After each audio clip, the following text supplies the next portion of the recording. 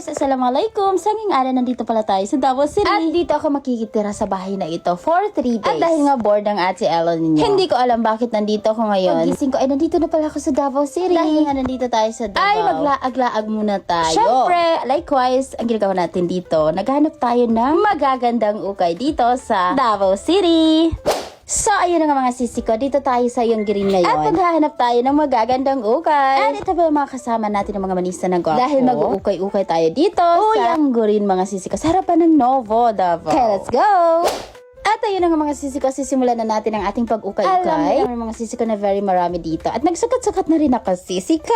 And may nakita ko dito ng mga blouses. Ang ating kabuhayan, dito natin nakukuha yung mga magagandang blouses natin na pang malakasan na ating tops. Char! At ito yung kasama ko na naghahanap-hanap din siya mga sisi ko. And this is 35 pesos. And kapag tatlong kunin natin ay 100 pesos na. And ayan, minodel-model na lang natin mga sis. Bali niya, naman si Saifa Ibrahima, very sexy. Bali mag-next na naman tayo dito. Maghanap tayo ng iba pang maukayan. At ayun na nga mga sisi ko, nagabihan na tayo dito. And naparami na rin tayo ng kuha dito sa ukay-ukayan. Yan, si Marakli Kultanin. Sana all. Sana tayo. Sa yung guri. Ay, dawa to. Yung guri. Ana. Yung guri. Ana.